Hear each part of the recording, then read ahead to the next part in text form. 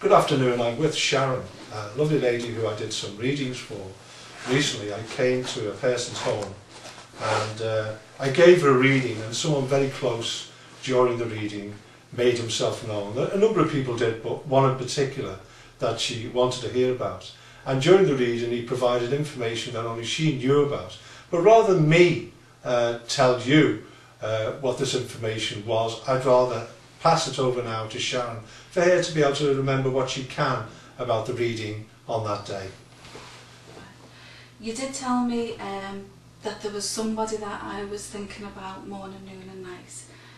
Somebody that I'd lost and was very, very close to me. And you actually said his name, Michael or Mick, who was that? And when you said it, that's when I knew. You know, it was my brother that had passed in September, just gone. And it was just comfort and reassurance that you'd given me that he was over the other side and he was fine.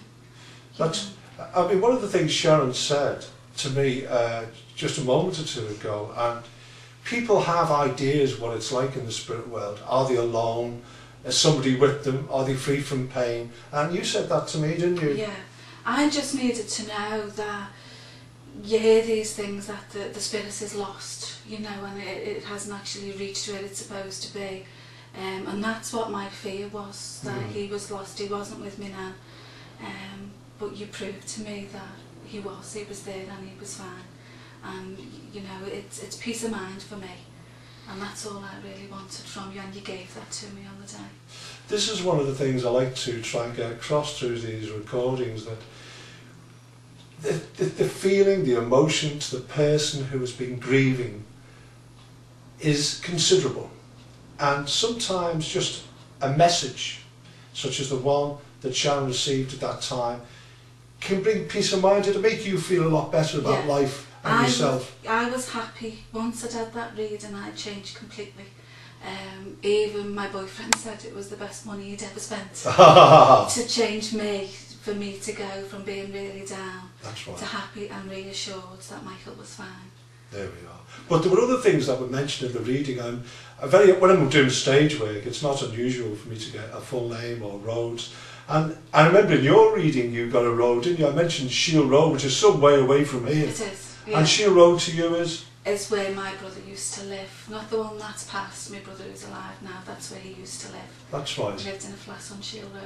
And I mentioned Kensington to you, and around there apparently you've got family members around there. You did. You said that there's somebody who lives in Kensington, Eileen or Irene, and it's actually Irene, my brother-in-law, who just lives just before Kensington in Newsham Park. Well, there we are. And I know also, I think I'd said in the reading that you lived right at the end of the road, and this property is right at the end of the road, is it, right on the corner? It's on the corner, and as you said, I lived a stone's throw away from a school, and the school is over the road. That's right. What about there was also, I remember seeing this little girl that was running around. I'll pass it over to you when I said that to you, Sharon. You did. You told me that there was a little girl running around while you were doing the reading for me.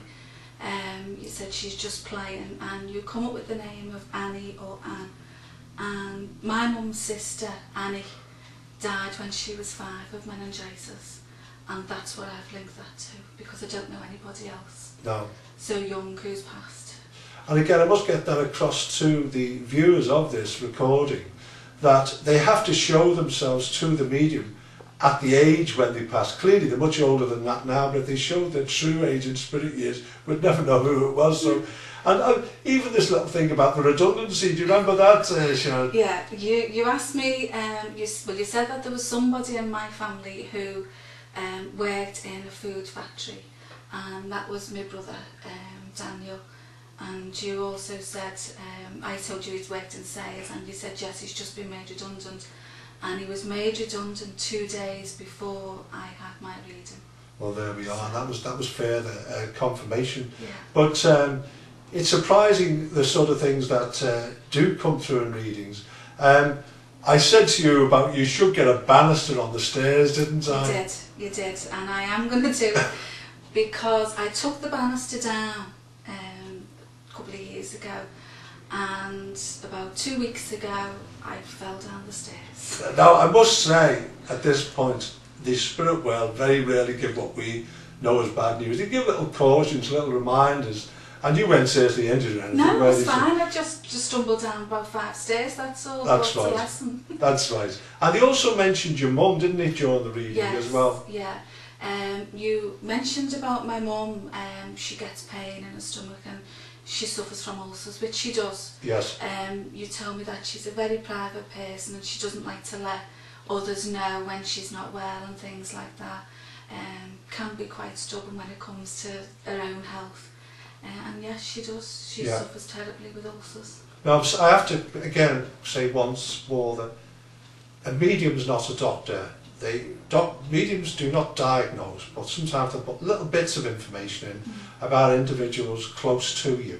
Nothing of a very serious nature normally, it's just things like that, but at least you could understand what I was referring to there. Now, most unusually, folks, since the reading, you've been seeing objects appearing around the house, I believe, is that correct? Yeah. A couple of months ago before the reading, I was finding like tiny springs, that's all I could say that they're called, is tiny springs. Do you want to just put one of those in your hand and just walk closer to the camera, Sharon, so that people can see that?